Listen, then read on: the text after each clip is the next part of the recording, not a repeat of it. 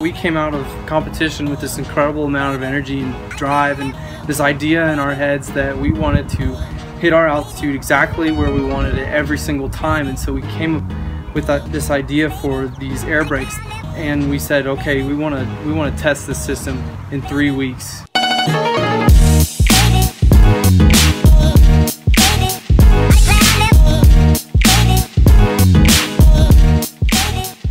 Will, why are you using 3 computers right now? Well, we're doing calculations on our drag, on our air brake system. Currently it's taking about 30 minutes plus to run an individual case. So this one currently is running 100% air brake deployment at 150 meters per second airspeed. This one is running 250 meters per second at no air brakes. So we can see what the actual drag of our rocket is without any air brakes. This is 75% air brake deployment at 150 meters per second. So we're just trying to determine a coefficient of drag that is changeable at all points and understand what our coefficient of drag is at varying airspeeds and altitudes. So we'll get there. We'll get there.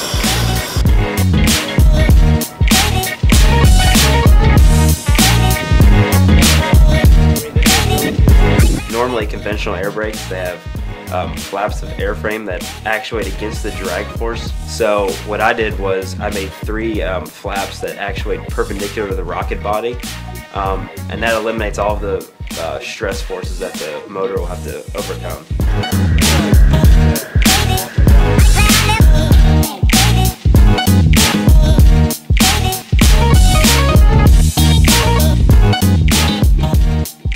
That is sweet. What's it look by the fins? You can see like the vortex. Oh my god! So that's the vortex shedding? Yeah, you can see the vortex. That's amazing. That's from the AIM data. We took the average of it. Wait, that's the exact same value? From the AIM data. The simulation is dead on? We have a successful run of our computational fluid dynamic model of the air brake system we're going to be testing tomorrow.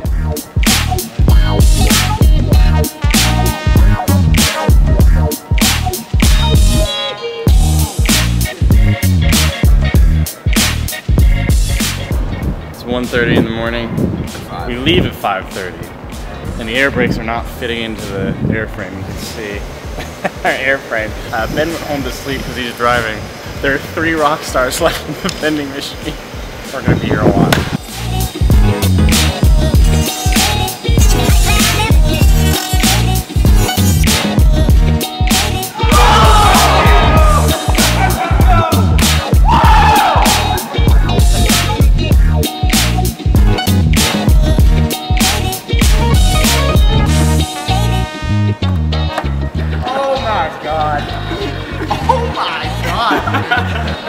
That's filthy. That is filthy. That is ridiculous. That's how I arranged it. Yeah! That's so great. Alright,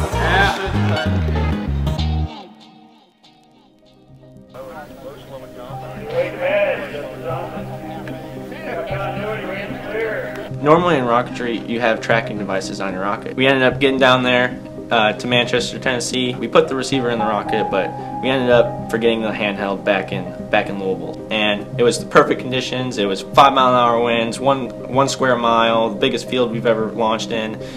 Perfect day. You know, we just said, you know what could go wrong?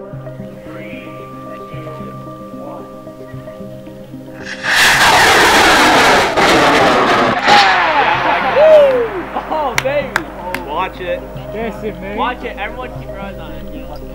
Our main parachute, which has a really big drag effect on the rocket, deployed at apogee, which caused the rocket to drift, and we're not sure where it's at. So we're gonna do a lot of looking today. So See how thick this stuff is. It's ridiculous. I was home for the weekend, and when I heard that we lost the rocket, I was just nervous from that point on. I didn't want to bother all them with annoying texts saying, hey, we find it yet, we find it yet, we find it yet. So I was just kind of waiting. I was thinking all this work we had done, we were going to lose it all. After that first day of hiking through the woods and trying to find a needle in a haystack, we got a drone for our search, which we all pretty much expected to help find a rocket almost immediately. But as soon as we sent this thing up, we saw this immense, expansive forest on the display, and it was like, oh my God, it's gone.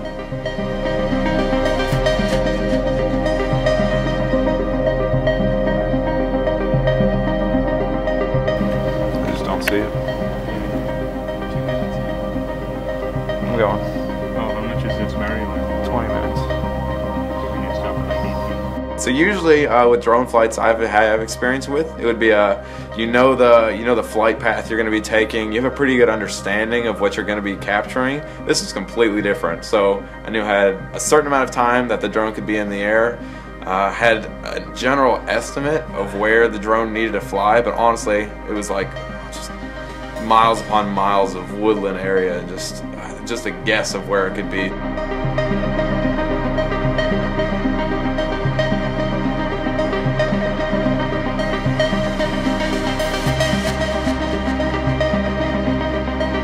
By this time, we've already ran down 2 drone batteries, and we're kind of demoralized because we're having to resort back to looking on the ground, and it's really tough. And one of the big worries was that the rocket had fell in between some of the trees and was laying on the ground, and we were afraid that we wouldn't even be able to see it at all with the drone. So that was another possibility that was kind of weighing in the back of our minds.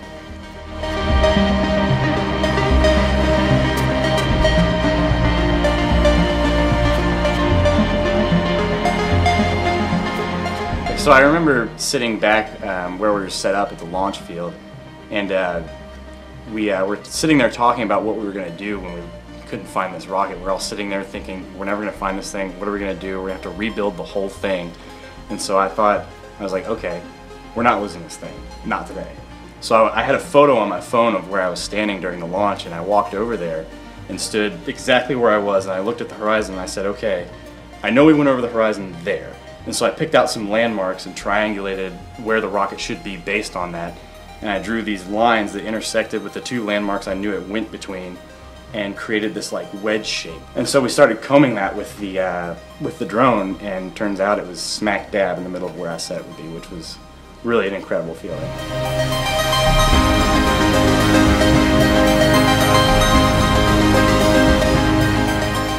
When that rocket popped up on the display, I was feeling pretty hopeless at this point. I'm pretty sure most people were.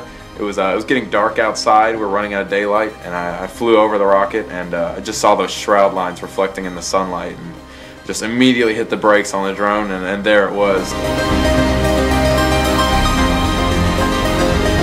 So we decided we had to call tree service. Now, this was the day right before Memorial Day, so, you know, nobody was open.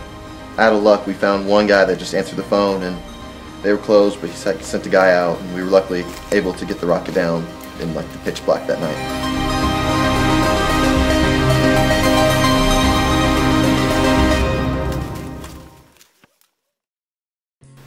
And consequently,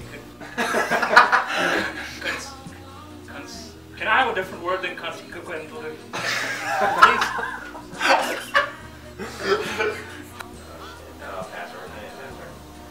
Bad cop, no donut. Jesus Christ!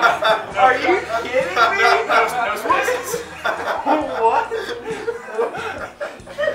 I just like every time somebody asks Evan for something, I'm just like, this is gonna be good. Why? I don't know, it's easy to remember. I think you said it with shame, you're like, bad job, no donut.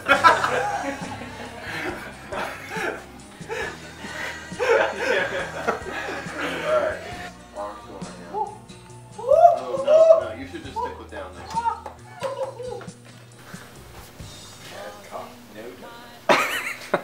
I know me and Evan, we looked through the first time. I don't know why I just looked up at you like that. like me and this guy. This guy. You lit? Sure. Let me help. Just like